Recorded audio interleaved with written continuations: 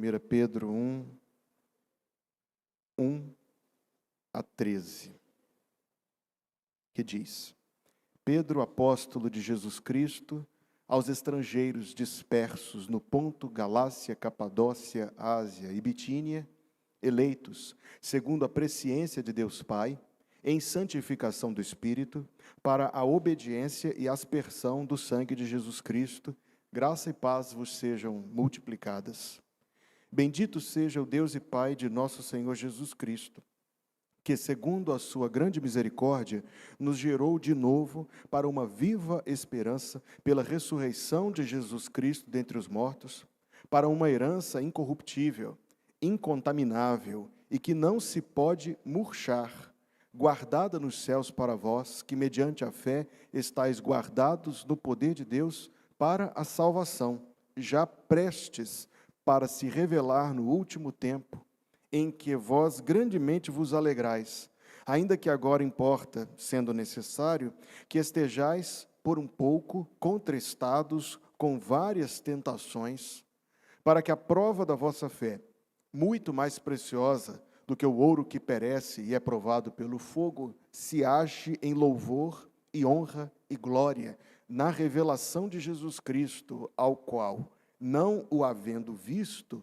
amais, no qual, não o vendo agora, mas crendo, vos alegrais com gozo indescritível e glorioso, alcançando o fim da vossa fé, a salvação das vossas almas, da qual salvação inquiriram e trataram diligentemente os profetas que profetizaram da graça que vos foi dada, indagando que tempo, ou que ocasião de tempo, o Espírito de Cristo que estava neles indicava, anteriormente testificando os sofrimentos que a Cristo haviam de vir e a glória que se lhes havia de seguir, aos quais foi revelado que, não para si mesmos, mas para nós, eles ministravam estas coisas que agora vos foram anunciadas por aqueles que, pelo Espírito Santo enviado do céu, vos pregaram o Evangelho, para as quais coisas os anjos desejam bem atentar.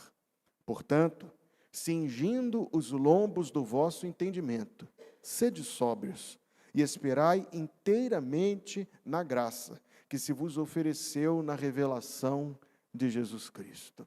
Que Deus abençoe a leitura da sua palavra para o nosso coração. O povo de Deus diz, amém. Se você se interessar pela leitura de boas biografias, e muito embora eu gosto de ler, nada eu gosto de ler mais do que uma biografia. Por alguma razão, é uma categoria literária que exerce alguma atração, algum fascínio para comigo.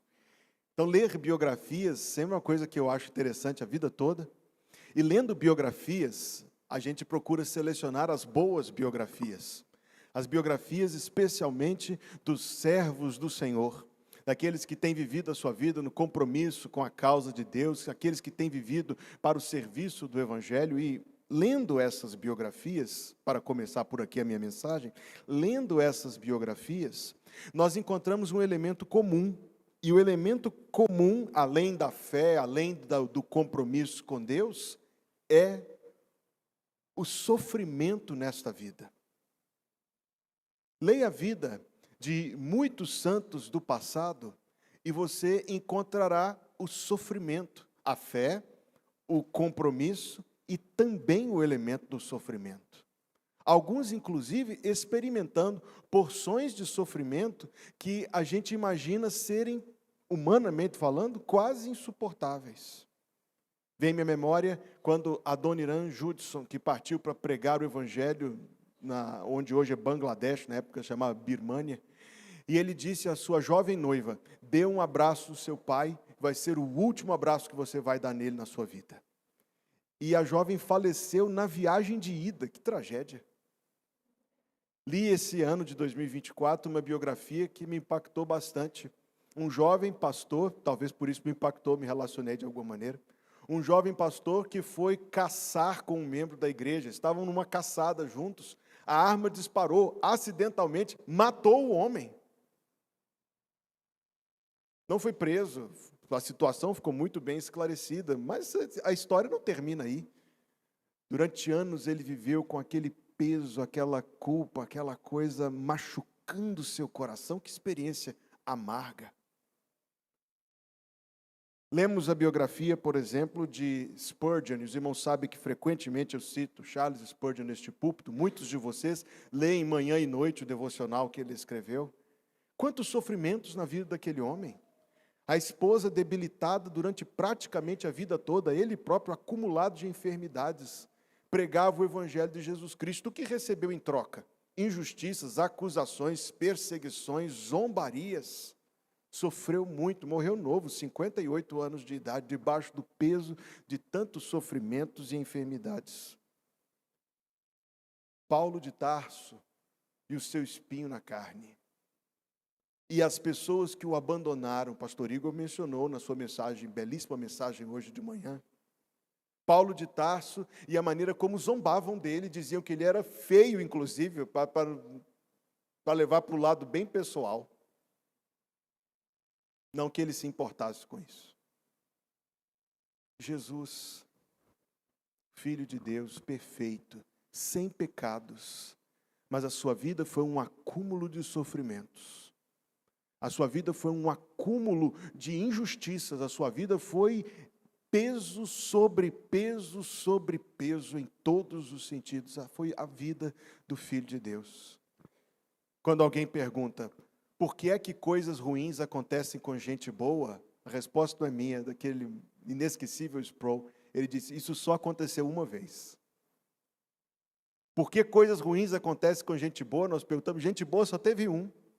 Isso só aconteceu uma vez. E ele se voluntariou, ele se apresentou voluntariamente para o sofrimento. Muitas pessoas são versadas nas dores desta vida e entendem claramente o significado das palavras do Senhor Jesus. No mundo tereis aflições. Mas quantos são versados na parte seguinte que diz, mas tende bom ânimo? Nós entendemos, no mundo tereis aflições, e passamos por elas. Talvez ao longo do ano que termina em 2 dias, você tenha passado por muitos desafios e por muitas experiências amargas. Talvez não. Talvez o seu ano foi até relativamente bom. E você gostaria que continuasse assim para o ano que vem, mas sejamos realistas. O que diz a palavra de Deus? No mundo tereis aflições. Está certo, somos versados nisso, entendemos do começo ao fim, mas entendemos do começo ao fim a parte em que o Senhor, o Filho de Deus, nos manda ter bom ânimo em meio às aflições? Não, quantas vezes transformamos as nossas aflições em murmurações? Transformamos as aflições que enfrentamos em contestações contra Deus. Transformamos, infelizmente, elas azedam dentro do nosso coração e fermentam em questionamentos, amarguras, mágoas. Há não poucas pessoas com quem se torna até impossível dialogar, não é verdade? Esta carta de Pedro é uma carta muito preciosa na palavra de Deus.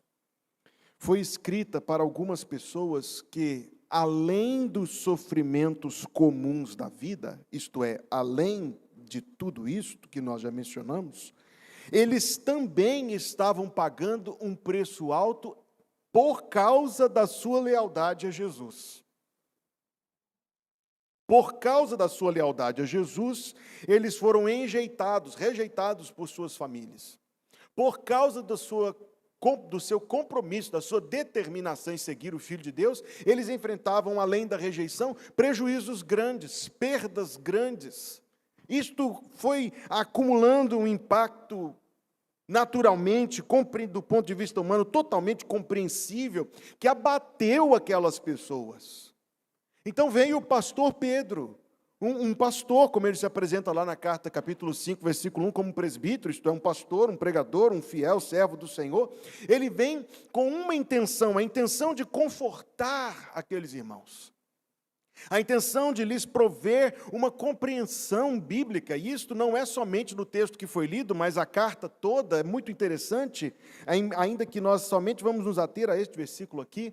a estes versículos, mas é interessante a maneira como Pedro tenta confortar aqueles irmãos e aconselhá-los.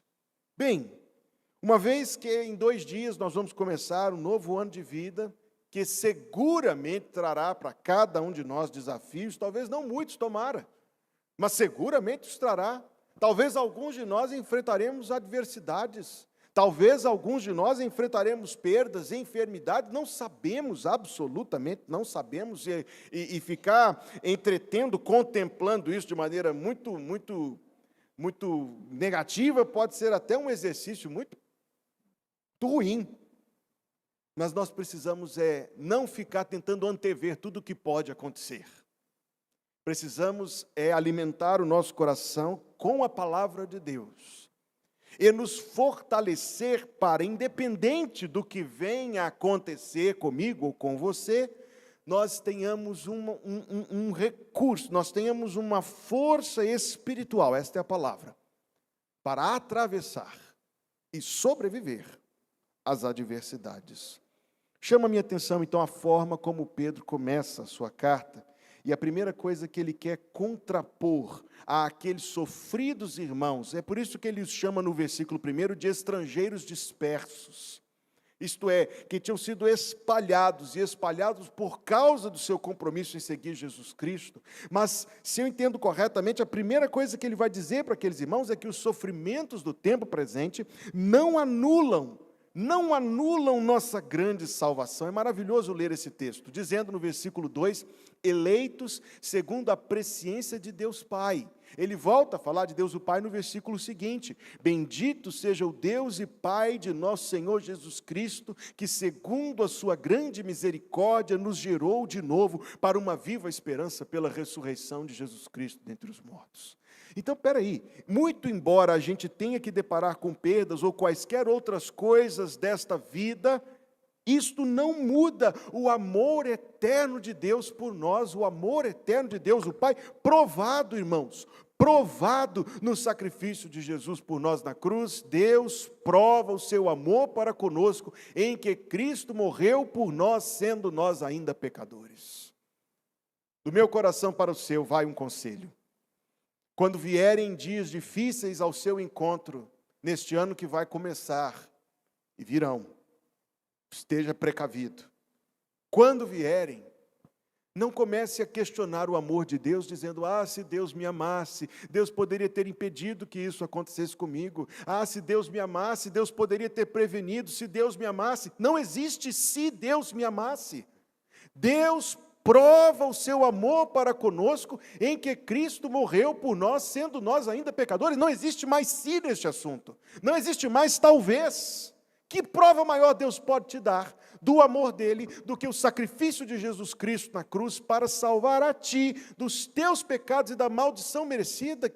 Que prova maior? Talvez a gente esteja invertendo as coisas. Talvez a gente esteja olhando esse assunto pelo ponto de vista errado. Talvez a gente esteja pensando que o nosso conforto nessa vida é equivalente, ou talvez até maior, do que a bênção da salvação. Se a gente estiver olhando assim, coitados de nós. Estamos errados mesmo. Talvez a provação seja para ajustar o foco destas coisas. O que nos traz mais gratidão? Para saber, vamos fazer um teste. O que nos traz mais gratidão? Uma bênção desta vida ou a lembrança de que somos salvos para a eternidade? Somos salvos para a eternidade, a gente fala isso todo domingo, quero ver outra coisa. Não, peraí. É a maior de todas as coisas. É a maior de todas as coisas. É a maior de todas as bênçãos. É a maior de todas as bênçãos. Que Deus, o Pai, tenha um amor eterno por nós. Repito, se a gente pensa que bênçãos materiais, que o conforto nesta vida é equivalente ou misericórdia, se pensarmos que é maior do que a bênção da salvação, então talvez o açoite, talvez a provação seja justamente para corrigir nosso foco. Não há bênção maior. Esteja precavido.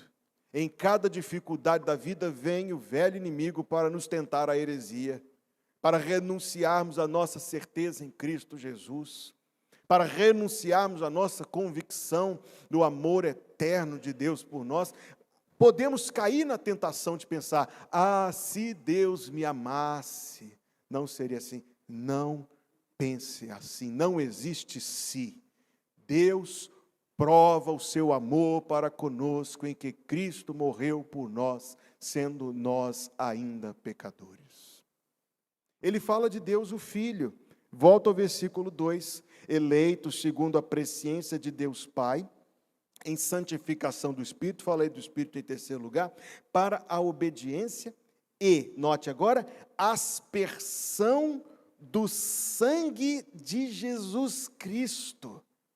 Ao mencionar especificamente o sangue, e ao mencionar especificamente a aspersão do sangue, é porque os leitores de Pedro eram hebreus de nascimento, ele está fazendo um link todo importante entre aquele momento em que o sangue do sacrifício era aspergido sobre o povo e sobre a Arca da Aliança em tempos mais antigos, quando o sangue era dessa maneira lançado, aspergido, sinalizando o que? O pacto, a aliança entre Deus e o povo, mas um sangue maior.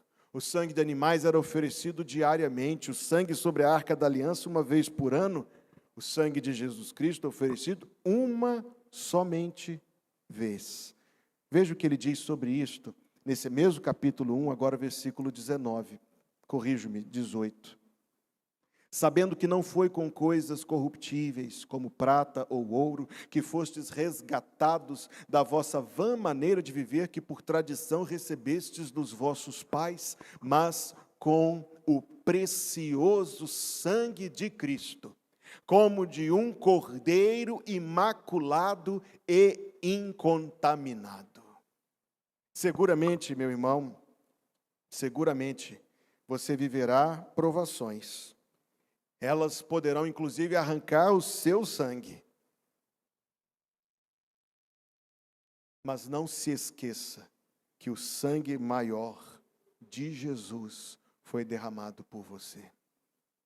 As dificuldades, queridos irmãos, para todos nós, têm o poder de ofuscar, têm o poder de ocultar, têm o poder de tirar o nosso foco, às vezes chegam até a nublar a nossa compreensão, por vezes chegam a abalar os nossos mais firmes e resolvidos propósitos. É por isso que nós precisamos estar firmados e muito bem firmados em Deus, e muito bem firmados no amor de Deus, e muito bem firmados ao falar de Deus o Pai, do amor eterno. Ao falar de Deus o Filho, ele vai nos dizer: veja, olhe para que grande sacrifício Jesus estava disposto a fazer por ti. Olhe que grandes dores ele sofreu quando ficou pendurado durante 6 horas naquela cruz. Uma cena pavorosa.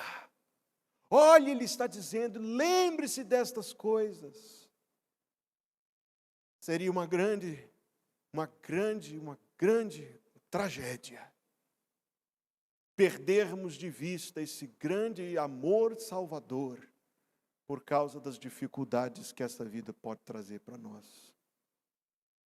Ele falará ainda, volto ao primeiro capítulo, versículo 2, sobre o Espírito Santo, eleitos segundo a presciência de Deus Pai, em santificação do Espírito para a obediência. Ele já falou, já cobrimos a aspersão do sangue, mas note, em santificação do Espírito para a obediência. Você acabou de perceber, é mais um dos muitos textos trinitários do Novo Testamento. Esse é mais um deles.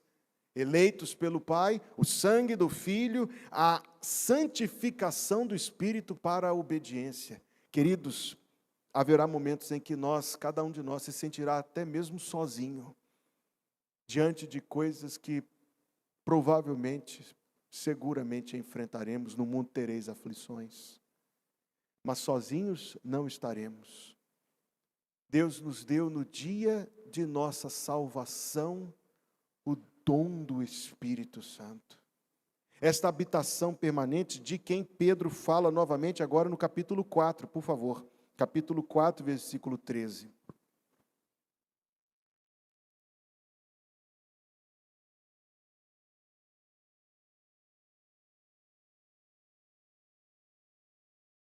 Mas alegrai-vos, capítulo 4, versículo 13. Mas alegrai-vos no fato de serdes participantes, como é, Pedro? Alegrai-vos no fato de serdes participantes das aflições de Cristo. Esse é o motivo da alegria. Para que também na revelação da sua glória vos regozijeis e alegreis, se pelo nome de Cristo sois vituperados, isto é, humilhados, maltratados, e era a situação em que se encontravam aqueles crentes hebreus do primeiro século, se pelo nome de Cristo sois vituperados, bem-aventurados sois. Percebe o jeito dele de pensar, é meio diferente do nosso. Se pelo nome de Cristo sois vituperados, bem-aventurados sois. Por quê? Sobre vós repousa o Espírito. Veja que nome ele dá ao Espírito Santo. O Espírito da glória e de Deus. Não é o Espírito da glória de Deus, é o Espírito da glória e de Deus. Deus nos dá o Espírito Santo, como veremos em mais um minuto, como a garantia do nosso porvir muito seguro que Deus já determinou. Mas antes de olhar para isto, chamou-me a atenção, sim, a natureza trinitária deste versículo, não por um cunho teológico, que nós poderíamos nos deter em outra oportunidade. O texto é trinitário, mas não por teologia. Na verdade, é porque Deus se revela por meio da sua palavra. Por isso que eu disse quarta-feira, na minha pregação no dia de Natal, que a doutrina da Trindade, os inimigos do cristianismo acusam, os hereges acusam de ter sido uma doutrina inventada. Eu costumo responder, se alguém fosse inventar isso, se alguém fosse inventar, inventaria algo mais fácil. Se alguém fosse inventar, inventaria algo mais vendável. Não, isto está aqui, e de fato é algo absolutamente acima da compreensão de qualquer pessoa, porque é Deus, nós somos finitos, Ele é infinito, nós somos passageiros, breves, Ele é eterno, como poderíamos imaginar compreender? Então por que isso está aqui? Só para a gente saber, só para a gente rezar o credo ortodoxo e pronto? Não! Deus deseja ser conhecido. Deus deseja que o conheçamos, que venhamos a usufruir da comunhão com Ele. Não basta saber que Ele é o Pai, o Filho e o Espírito, pronto, acabou-se. Não! Ele é o Pai que nos ama, o Filho que deu sua vida por nós, o Espírito presente, selo da salvação, isto é, ele não pode ser arrancado. O Espírito presente no coração dos servos de Deus. Irmãos queridos, minha querida igreja, a verdade é que por meio destas coisas, Deus está nos mostrando quem Ele é. Um Deus que ama, um Deus que salva, um Deus presente. A salvação não é apenas um assunto para depois da nossa morte, a salvação é algo real para o presente momento. É algo que faz uma diferença na forma como nós vivemos os tempos difíceis da vida. Por quê? Porque nós vamos em todas as situações ter certeza do amor, do cuidado e da presença de Deus nas nossas vidas. Não é mera questão de recitar uma ortodoxia, pronto e acabou. Não. É conhecer a Deus. Deus que deseja ser conhecido. Deus que nos permite a bênção de ter comunhão com Ele, e é na comunhão com Ele, é nesses momentos que nós vivemos em comunhão com Deus, que nós recebemos graça, graça, graça.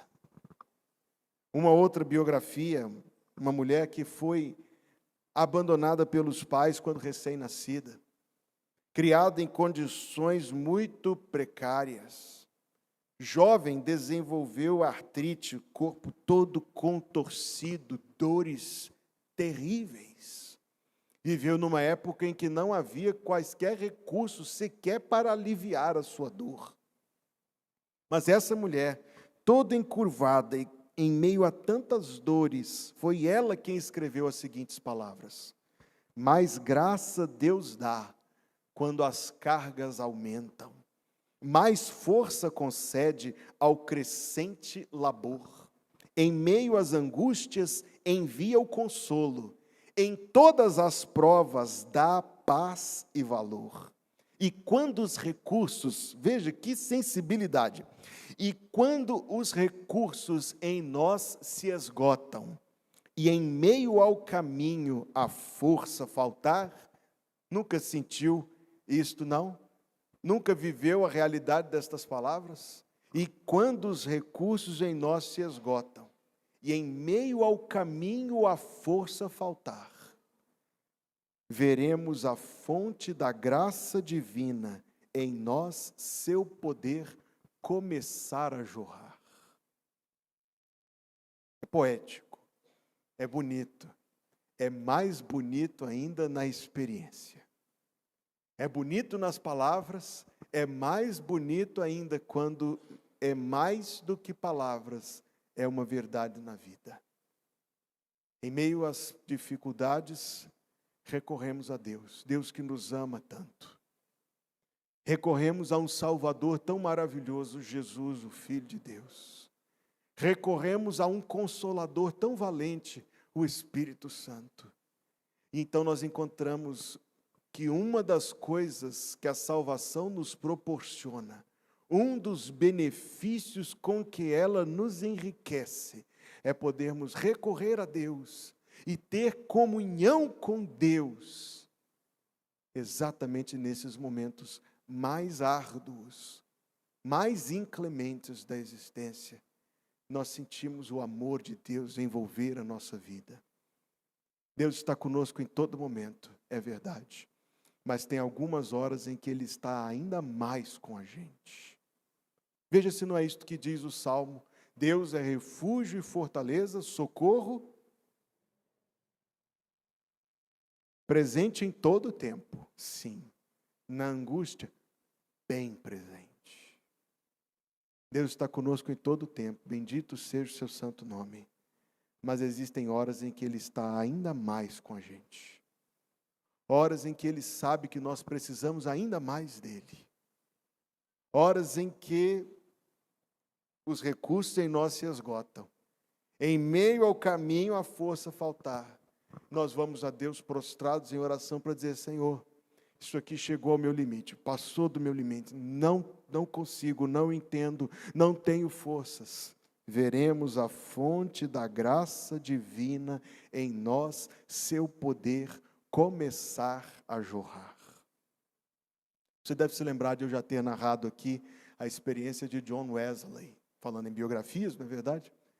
John Wesley fugindo de homens que queriam matá-lo pela única razão de que ele pregava o Evangelho. Entrou num casebre, se escondeu no fundo do casebre, tinha um barril, ele se escondeu dentro do barril, estava morto de medo, estava apavorado. Aquele que era um grande homem de Deus disse que enquanto ele estava lá todo apertado dentro de um barril e apavorado, Deus encheu o barril da presença dele. E o testemunho foi de que ele sentiu que Deus estava com ele dentro daquele barril. E nós sentimos que Deus está conosco, irmãos. Sentimos, Ele nos permite sentir. No culto dominical, é maravilhosa a presença de Deus. Na beira do sepulcro também. Na sala de espera de um exame ou de uma cirurgia. Na antessala de uma decisão muito grave a ser tomada. Nos momentos de dúvida, de perda, de crise, é o mesmo Deus, é a mesma presença. Passaremos por dificuldades, temos por lutas passado, umas temíveis, cruéis. Mas a certeza da salvação, meus irmãos, nos fortalece.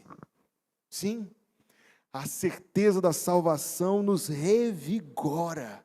A certeza da salvação nos levanta e dizemos: meu Deus é comigo, a graça dele me basta. Volta ao texto em seguida, em que Pedro está, como eu disse, aconselhando, argumentando, tratando de pastor para crentes as dificuldades da vida, para lhes dizer: ouça as palavras que estão no versículo 6, em quem vós grandemente vos alegrais, isto é, em Jesus Cristo, ainda que agora importa, sendo necessário que estejais, note, por favor, por um pouco, contristados, por um pouco contristados, com várias tentações. A presente condição, irmãos, que nós estamos vivendo é breve. Quando Pedro fala de salvação, como ele vai dizer no versículo seguinte, não é no sentido apenas do perdão dos pecados, da nossa redenção, é num outro sentido, é no sentido daquilo que Jesus está trazendo, a consumação da salvação, adentrarmos a eternidade por vir, aquela eternidade de paz imperturbável. Ele está dizendo, por favor, seja atento, o texto diz, seja necessário que estejais por um pouco contristado com várias tentações. A realidade, irmãos, da nossa condição neste mundo, difícil como é, porém é animador nos lembrarmos que isso é breve, passará. Ele dirá ainda aos seus amados irmãos, no versículo 7, para que a prova da vossa fé, a palavra quer dizer aprovação, tem a ideia de ser testado e o teste confirmar a qualidade de algo, sua resistência, suas condições, diríamos, ideais ou pelo menos suficientes. É que nós olhamos para a palavra prova da maneira errada. Nós adentramos uma situação e por mais que conscientes que é uma prova, imaginamos que é algo como um teste e, resumido para ajudar a minha expressão, a minha comunicação, é como se nós imaginássemos que a prova é porque Deus quer ver algo em nós, que nós estamos sendo provados para que nós mostremos para Deus que somos fiéis, que nós estamos sendo provados para que mostremos para Deus a força da nossa determinação. Então nós imaginamos, equivocadamente, que a prova é porque Deus quer ver algo. Não. A prova é porque Deus quer mostrar algo. Ver, Ele já sabe. A prova é porque Deus quer mostrar algo. Mostrar, se resistimos, não é por causa de nós, é por causa da graça dEle. Mostrar a fidelidade dEle. Mostrar a sua suficiência. Mostrar o seu poder em prover. 2 anos atrás, eu estava dando uma aula aqui no mês de janeiro, na Escola Bíblica Dominical, sobre os nomes de Deus. Acho que muitos de vocês estavam aqui. E eu fui recapitulando nomes de Deus ao longo de toda a Escritura, e então chegamos ao nome Jeová Rafá, que significa o Senhor que te sara, que te cura. Eu nunca me esquecerei, a igreja estava bastante cheia, como agora, ou talvez até um pouco mais, naquele domingo de manhã. E então eu fiz uma pergunta. Eu pedi a toda a congregação que baixasse os olhos, alguns de vocês estão se lembrando deste momento. E perguntei, quem de vocês tem um testemunho de ter sido curado por Deus ou orado por alguém que foi curado? E quando eu pedi que visse as mãos levantadas, praticamente toda a igreja estava de mãos erguidas. Foi um momento deveras edificante, é claro que sim. Não, irmãos, provações não são porque Deus quer ver algo. Eu penso que são porque Deus quer mostrar algo. De quem Ele é. Da obra que Ele tem feito em nosso próprio coração. Se você tem comido uma porção diária de Bíblia, recomendo. E se você tem praticado o exercício diário de oração, então talvez você já tenha visto que você cresceu, porque passou por uma dificuldade 1 ano atrás e reagiu de uma forma, e um tempo depois passa pela mesma dificuldade, mas se surpreende com a sua reação. Você olha, não xinguei, olha, não murmurei, olha, não duvidei do Senhor. Por que isso aconteceu?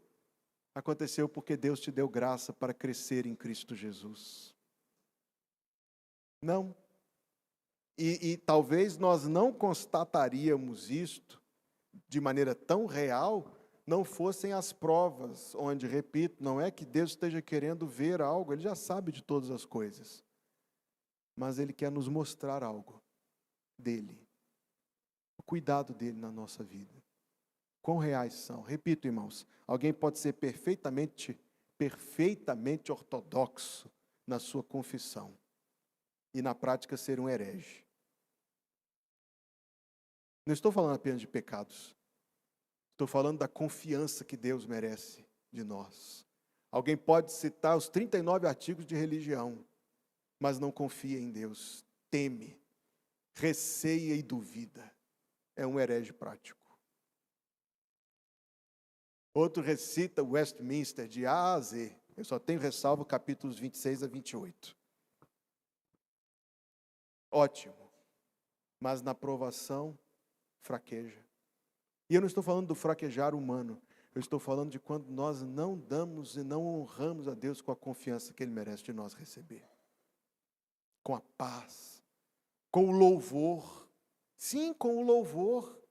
Aparece a primeira dificuldade, a primeira coisinha, a primeira peça do carro que quebra e a gente pensa, lembra daquele bichinho? Ó céus, ó vida, ó dia.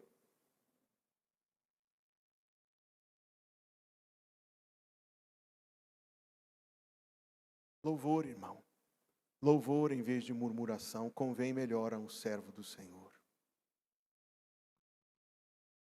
Pedro vai dizer ainda mais algo que eu queria ressaltar para meus irmãos. Para que a prova da vossa fé, muito mais preciosa do que o ouro que perece e é provado pelo fogo, se ache em louvor e honra e glória, note agora, na revelação de Jesus Cristo, ao qual não o havendo visto amais, e no qual não o vendo agora, mas crendo, vos alegrais com gozo indescritível e glorioso.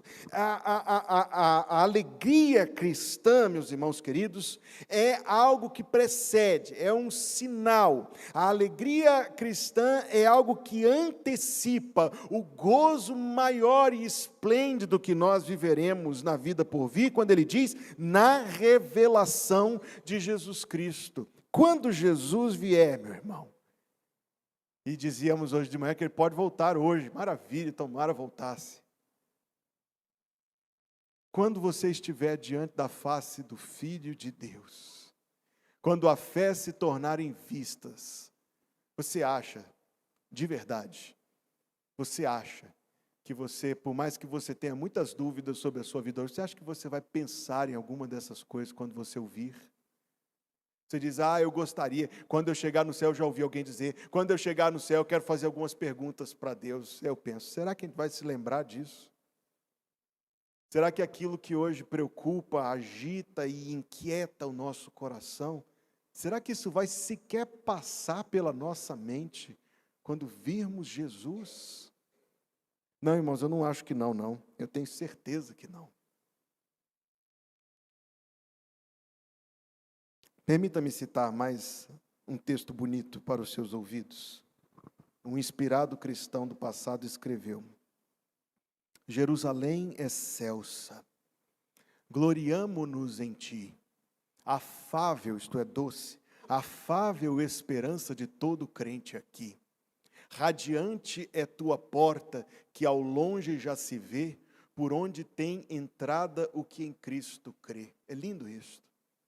A cruz e sua glória e o nosso Redentor, em ti são exaltados com hinos de louvor. Que gozo tu me inspiras, eterna habitação, saber que em ti se finda a peregrinação. Ó doce lar amado, descanso meu serás quando eu tiver herdado teu bem e tua paz. Vira-se para nós, ó coração que gemes na dor que te desfaz, com Deus que te redime, feliz então serás.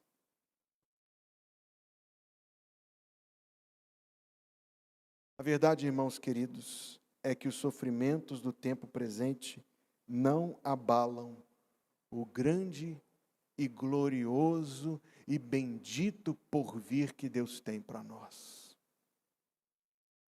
Nós estamos aqui um grupo tão jovem, tão saudável, tão bonito. Quiséramos todos viver mais 100 anos. Mas sabemos que não vai ser assim.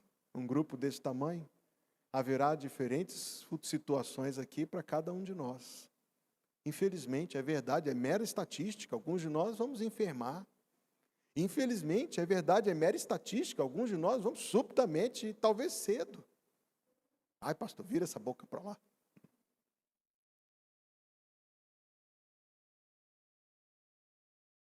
Que mal tem uma enfermidade, se é ela que nos leva para os braços de Jesus?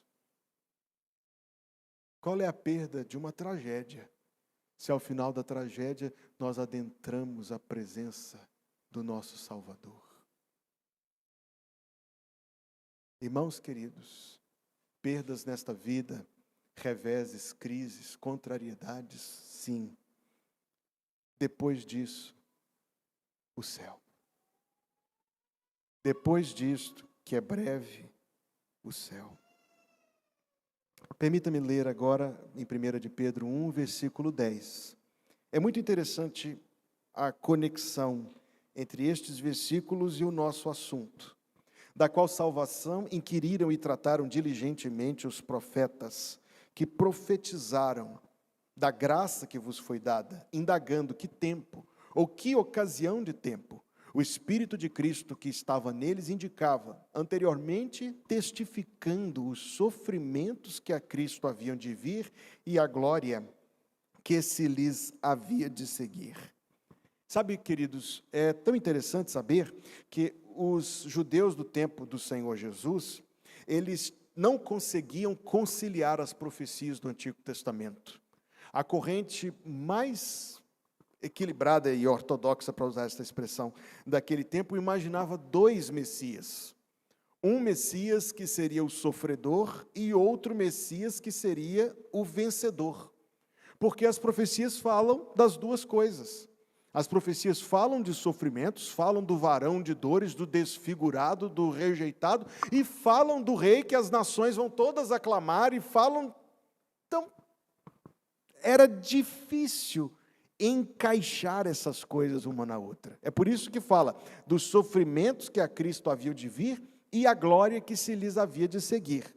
Agora, para não perder aqui meu foco, veja que ele diz, aos quais, no versículo 12, foi revelado que não para si mesmo, mas para nós, eles ministravam estas coisas. Ou seja, a verdade sobre Cristo serve como uma verdade que edifica, que foi escrita para nosso benefício, tanto por reconhecermos a imensidão do seu amor, como também, irmãos, a fim de nós meditarmos detidamente no que o exemplo de Jesus representa para nós. Novamente, em 1 de Pedro, agora o capítulo 2, versículo 21.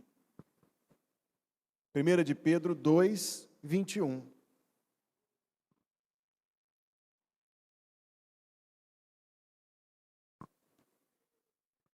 Porque para isto sois chamados, pois também Cristo padeceu por nós, note, deixando-nos o exemplo, para que sigais as suas pisadas, o qual não cometeu engano, nem na sua boca, o qual não cometeu pecado, nem na sua boca se achou engano, o qual, quando o injuriavam, não injuriava, mas entregava-se àquele que julga justamente, levando ele mesmo em seu corpo os nossos pecados sobre o madeiro, para que, mortos para os pecados, pudéssemos viver para a justiça, e pelas suas feridas fostes sarados, porque éreis como ovelhas desgarradas, mas agora tendes voltado ao pastor e bispo das vossas almas. Jesus foi um homem de dores, experimentado e que sabe o que é sofrer, diz a palavra de Deus. Isso, por um lado, é o sofrimento que não se compara nem se repete. A cruz, por exemplo, é o sofrimento que não se compara nem se repete. Na cruz, ele era único, só ele poderia ser sacrifício, só ele poderia ser substituto por nós. Esse sofrimento é só dele. Mas a forma como Cristo sofreu, essa está posta para nós. Quando injuriado, não injuriava. Lembra-se que aqueles que testemunharam a crucificação ficaram espantados com o comportamento de Cristo, porque os crucificados blasfemavam, os crucificados xingavam as pessoas que passavam, maldiziam a Deus. Mas Jesus Cristo, nem diante de dores que nós não saberíamos como suportar, não saberíamos como encarar, permaneceu fiel a Deus. Já disse outras vezes, novamente digo, o problema é que quando nós nos deparamos com as crises da vida, nós nos perguntamos como é que nós vamos sair disso mais rápido e mais fácil possível.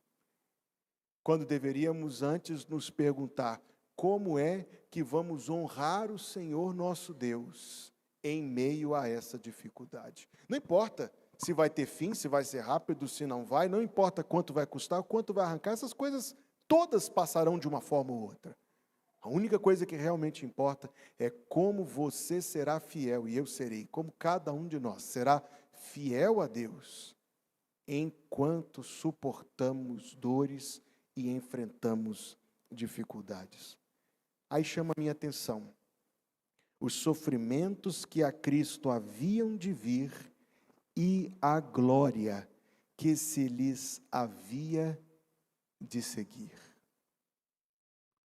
É um fato histórico da história de missões, inclusive, que um casal que serviu no campo missionário durante anos, no começo do século XX, estava voltando para casa depois de terminarem o seu ministério. Àquela época, as pessoas ainda viajavam de navio a vapor. A junta missionária comprou uma passagem para o casal voltar no mesmo navio no qual voltava para os Estados Unidos o presidente Theodore Roosevelt, que nos seus dias era um homem totalmente amado pela população, muito, muito aclamado. Enquanto o navio se aproximava do porto, na cidade de Nova York, o casal viu pela amurada, pelo lado do navio, o grande número de pessoas se amontoando para receber em festividade. A missionária pensou, tadinha, que eram os crentes que estavam vindo recebê-los de volta no seu lar. Mas quando desceu do navio, descobriu que era um movimento político para celebrar o retorno de Roosevelt ao seu país, e jogar confete e exaltar o nome dele. Então ela disse ao seu esposo, um pouco decepcionada, ela disse, de voltar para casa desse jeito, de chegar em casa desse jeito. E recebeu do marido a seguinte resposta: mas nós não chegamos em casa. Nossa casa não é aqui. Os sofrimentos que a Cristo haviam de vir e a glória que se lhes havia de seguir. Pense em Jesus, sim, como homem perfeito. Pense em Jesus, sim, como sacrifício do amor de Deus pelo perdão dos nossos pecados, mas pense em Jesus como um exemplo para nós também. Ele veio, disse o texto que nós acabamos de ler, para nos deixar exemplo, para que sigais as suas pisadas. Jesus Cristo, enquanto sofria, e como sofreu? Jesus Cristo, enquanto sofria, permaneceu fiel a Deus. Jesus Cristo, em todas as dificuldades que atravessou, e não foram poucas, não foram leves, em todas, e cada uma delas, permaneceu fiel a Deus. Por isso o texto fala, os sofrimentos que haviam de vir e a glória que se lhes havia de seguir. Meu irmão em Cristo, conquanto venhamos a viver uma vida de aflições, há uma glória para seguir. Nossa vida neste mundo pode ser breve, pequena e difícil. Há uma glória a seguir. Nossa vida neste mundo pode ser tumultuada por muitas dificuldades. Há uma glória a seguir. Deus tem garantido isso para nós. Deus tem provado isso na ressurreição de Jesus Cristo e nas promessas gloriosamente reveladas na Escritura Sagrada. Um dia nós vamos nos despedir, dizer adeus para este mundo com todas as suas dificuldades e adentrar, bendito seja o Senhor, adentrar no tempo que Deus marcou para cada um de nós, adentrar uma vida de plena felicidade. Irmãos queridos, como tentar descrever estas coisas? Como tentar descrever, como tentar transmitir isto? Outro poeta do passado escreveu: as almas que já estão no céu, preste atenção, ele quer dizer algo para nós aqui. As almas que já estão no céu são mais felizes do que nós, mas não mais seguros do que nós. Ele quer dizer algo para ti. São mais felizes do que nós, mas não mais seguros. A mesma segurança eterna que essas almas têm, temos nós também hoje, por causa do Salvador que nós temos em Jesus Cristo. Conclusão, está aí no versículo 13. Portanto, cingindo os lombos do vosso entendimento, essa expressão quer dizer estar preparado com o entendimento bíblico sobre como encarar e ver as experiências da vida. Cingir o lombo do entendimento é preparar-se para entender biblicamente a vida, os sofrimentos da vida e as provisões de Deus em meio às dificuldades. Cingir os lombos do entendimento é ler a Bíblia todo dia. Leia a Bíblia e faça oração se quiser crescer. Quem não ore a Bíblia não lê. Que horror! Isso é cingir os lombos do entendimento. Você se prepara para as crises da vida quando começa o seu dia de joelhos, orando e lendo a palavra de Deus. Você vai armazenando verdades que serão utilíssimas na hora da provação. Você vai estocando verdades que serão o seu recurso na hora da provação. Isso é cingir os lombos do entendimento, ele diz, cingindo os lombos do vosso entendimento, sede sóbrios, significa isso mesmo, nada de ser carregado impulsivamente, nada de ser jogado de lá para cá, por impulsos, por reações emocionais, situações, ser sóbrio, equilibrado, e esperai inteiramente na graça, inteiramente, não nos seus recursos, não nas suas estratégias, não nos seus planos, esperai inteiramente na graça. Linda esta expressão. A graça que é dada a você desde o dia da sua salvação, que se vos ofereceu na revelação de Jesus Cristo. O que isso quer dizer? Quer dizer orar, irmão. Quer dizer orar. Muita gente faz lista de propósitos de ano novo. Por que você não se propõe? Por que cada um de nós não se propõe melhorar a nossa vida de oração em 2025?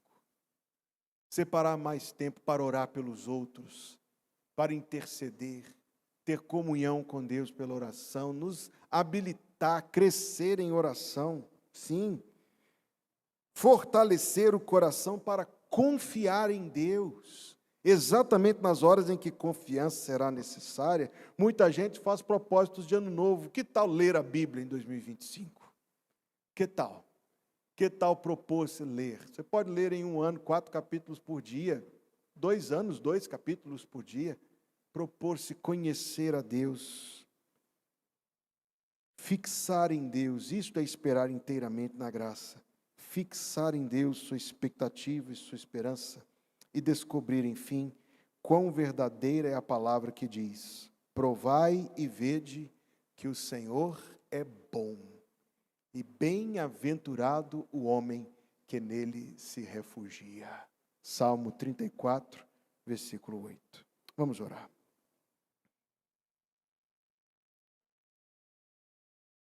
Senhor, se estamos aqui, é porque até aqui o Senhor nos ajudou.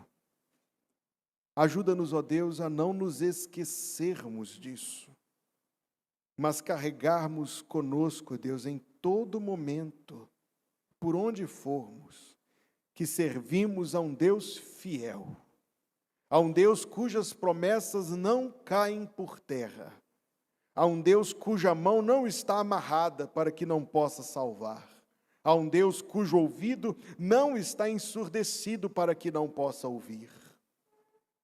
E nós, ó Deus, vimos a Ti com louvores e ações de graças, porque, Senhor, não só até aqui o Senhor nos ajudou, até aqui o Senhor nos amou, até aqui o Senhor nos abençoou, até aqui o Senhor nos guardou, até aqui o Senhor nos proveu. Mas precisamos de Ti, Senhor. E ainda que tenhas sido tão generoso para conosco em todo momento, queremos ainda pedir um pouco mais das tuas graças e das tuas bênçãos. Seja conosco, Pai querido, e nos ajuda, ó Deus, a cingir os lombos do nosso entendimento. Caso venham, Senhor, muito provavelmente virão ao nosso encontro adversidades e desafios, ajuda-nos, ó Deus, a ser sóbrios e esperar inteiramente na graça que o Senhor nos tem dado. Senhor, por mais que venham lutas, que o Senhor nos ajude a que elas não tirem o nosso olhar do Senhor Jesus Cristo. Por mais, Senhor, que venham provas, que em cada uma delas o Senhor nos dê olhos abertos para ver o Senhor agindo na nossa vida. Por mais, ó Deus, que sejamos tentados, que o Teu Espírito Santo nos ajude em cada momento a sermos fiéis ao Senhor, ó Deus, e conformados à imagem de Jesus. Pai querido, bem disse o Senhor Jesus que sem Ele nada podemos fazer, e é verdade. Por isso pedimos, suplicamos, ó Deus, não negues nos ajudar, Senhor. Não negues nos dar a Tua graça, mas nos dá sim, Senhor, do Teu favor, como tens feito. E dá ao Teu povo a Tua bênção, dá ao Teu povo a Tua graça, porque contigo, Senhor, temos paz. Em Ti, Senhor, nós temos esta certeza de uma vida feliz. Em Ti, Senhor, em Ti, nós temos segurança. Ó Deus, quão abençoados nós somos porque o Senhor nos ama. E quão abençoados nós somos porque o Senhor é o nosso Deus. Fica conosco, Pai querido. Fica conosco a cada dia. Seja conosco, ó Deus, nos conduzindo e nos guiando e nos guardando no Teu amor. Que o Senhor te abençoe e te guarde. Que o Senhor faça resplandecer o seu rosto sobre ti e tenha misericórdia de ti.